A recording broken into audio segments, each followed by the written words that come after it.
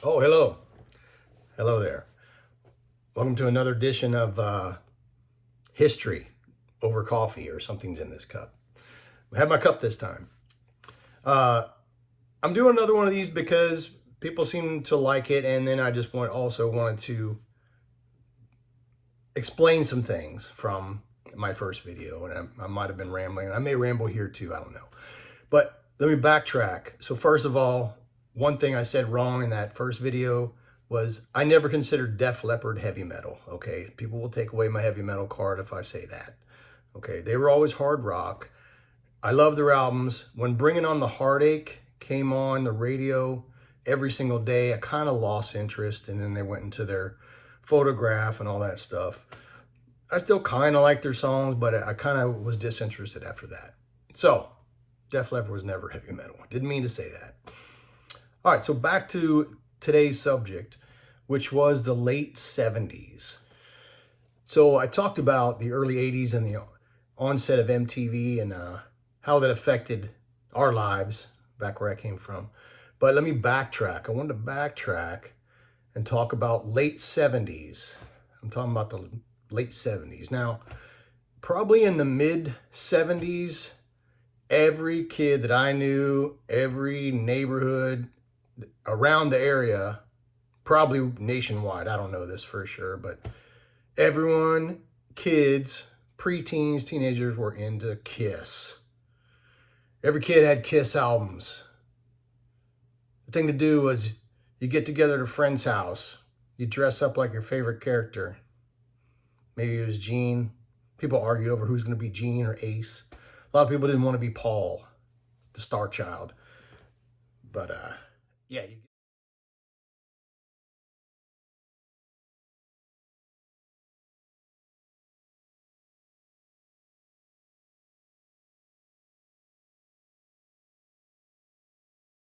was a kind of rebel thing from my parents too, because you know I love Earl Bennett's channel. Earl Bennett plays a lot of the music on his covers that my parents would listen to in the car, and I like that music, but of course back then you're a kid, you're like, oh, and you're rolling your eyes to it. But I really appreciate it, and Earl's got a great channel. He brings back great memories for me whenever I hear some of those covers. So back to Kiss. So you go to somebody's house, you argue over who's going to be Gene, who's going to be Ace, and stuff like that. And the other, of course, was Peter Criss and Paul Stanley. And everyone loved Kiss. You're playing air drums, you're playing air guitar.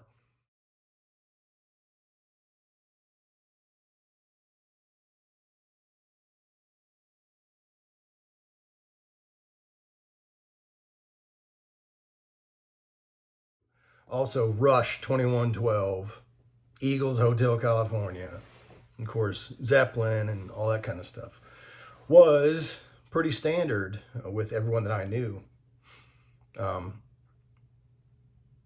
my first concert I ever went to was 1978, Eagles, Steve Miller, and Eddie Money. Cincinnati Riverfront Stadium, where the Reds used to play. Big Red Machine, yeah. I played back then daily, probably. Every single day I listened to Fly Like an Eagle album by Steve Miller. I loved it. I wanted to be a guitar player like him at the time. Took guitar lessons as well before I became a drummer. And then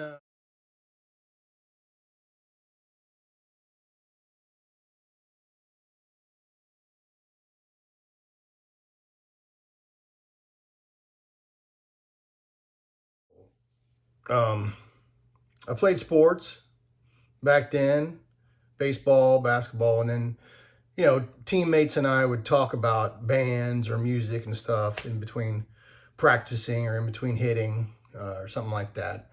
And then from sports, I drifted into skating, skateboarding, because back then there wasn't the cool kids were not skateboarding. I'll just tell you that right now.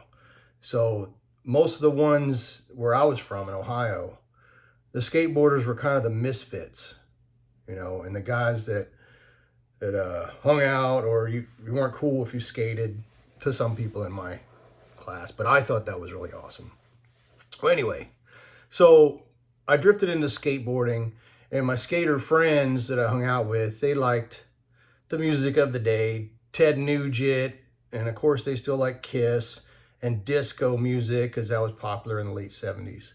And I got a subscription to Skateboarder magazine, which really opened up my eyes to California lifestyle and everything. So this punk rock music, you know, I mean, it turned me on to a lot of things. And of course, skating and living that life. I've heard, you know, Beats by Jay's comment on my videos. Hey, I remember that from when I was my skating days, or this song from my skating days. Well, a lot of that stuff influenced me as well from back then.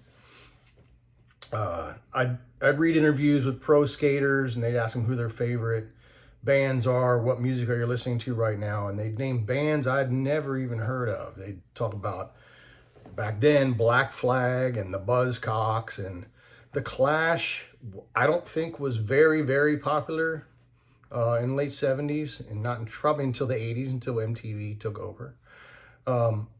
So I'd run to my record store, my local record store, ride my bike or ride my board down there, and go look for some of the stuff they were talking about. Of course, I couldn't find it in Cincinnati, Ohio. But I did find stuff like Devo and B-52s. And so I would take those albums home, and we'd listen to them a lot. Now, a lot of my skater friends didn't like that. They're like, turn this crap off. But one or two of them, we kind of click with that. I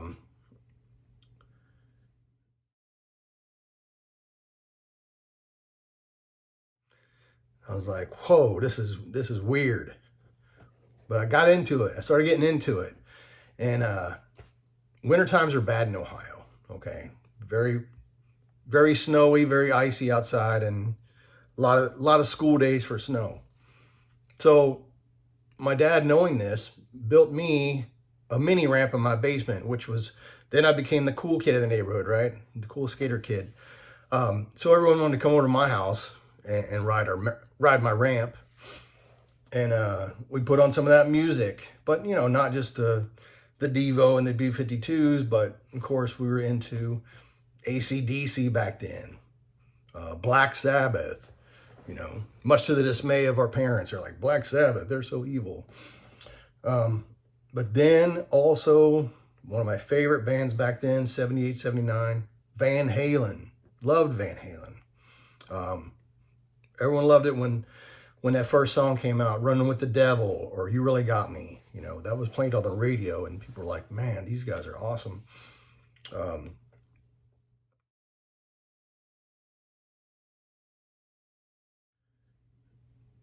Yeah, I thought it was different than anything I ever heard. And it was a nice, refreshing break from what you'd hear on the radio or what all your other friends were listening to. And I thought it was very different. I used to skate to these albums. Okay, so winter is bad in Ohio. My dad built me a mini ramp in my basement. So he had one side that went all the way up to the ceiling in the basement, and it was vert, and then the other side was kind of like a mini.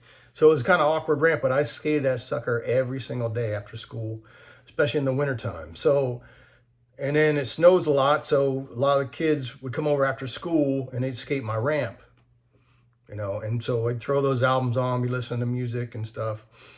But at the same time, you know, I still did like the hard rock. I still did like Van Halen, Black Sabbath, AC/DC. We're listening to a lot of that kind of stuff. And we'd mix in a little punk rock here and there, you know, and some new wave. Okay, that we knew. The Cars back then were considered new wave. Quick story for you.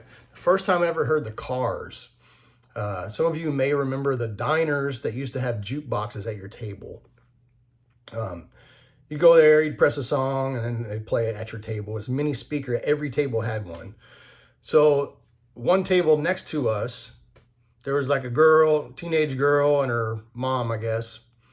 She was probably a couple years older than me, the girl was.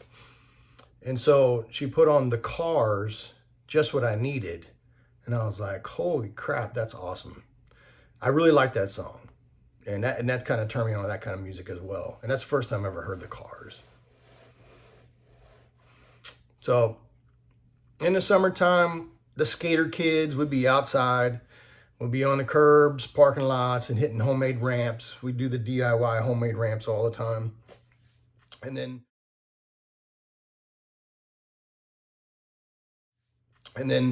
lo and behold, 1979, we get a skate park in Columbus, Ohio, which is about 2 hours away. And we'd beg somebody's parents to drive us there and stuff like that. And that was pretty cool. 1979 also.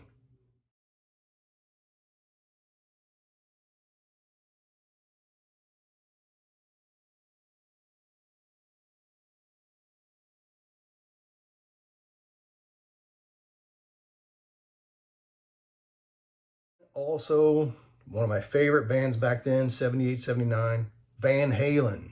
Loved Van Halen. Everyone loved it when that first song came out, Running with the Devil or You Really Got Me. You know, that was played on the radio and people were like, man, these guys are awesome. So one day I'm at a convenience store with my mom and I see a $20 bill laying on the ground. And, you know, my mom is nice as person you could be. She says, well, honey, maybe somebody dropped that and maybe their mom gave them a $20 bill to go get bread and milk from the store and that's all they have. I'm like, you know, my mom's very sweet. So I said, well, what do you want me to do? And she said, okay, let's go. Just take it, I guess. So I said, can you take me to the record store? And she looked at me like I'm crazy. The first thing on my mind was to go out and buy what just came out, which was Van Halen 2 album. Yes, Van Halen 2. Love that album. You know, you look on the back, you thought it was so cool because you got pictures of David Lee Roth doing the splits in the air, you know, and Eddie doing his guitar pose and Alex and Michael Anthony. I thought that was awesome. And those characters, to me, those four became more like the Kiss characters. I liked them better, you know, so I could relate to that. And then later on, and I have to tell you, Alex Van Halen, based on that album, influenced me more than any other drummer to want to play the drums. I just liked his style, liked how he approached the drums, liked how his that all party attitude, let's have fun, let's tour the world. I was like, man, that's what I want to do. As soon as I turn 18, I'm going to get the heck out of here, move to California, and be like the Van Halen brothers, right? That was my goal back then, of course. But so that was my late 70s. That was kind of how my life was up until 1979, 1980-ish, prior to the MTV of 1981. So just want to get you caught up on that. And I do hope you enjoy the stuff I'm telling you. But, you know, you can comment either way if you like it or not. But I do appreciate you watching. I do appreciate you staying tuned to the Rich Raw Dog Drums channel. And I'll catch you later.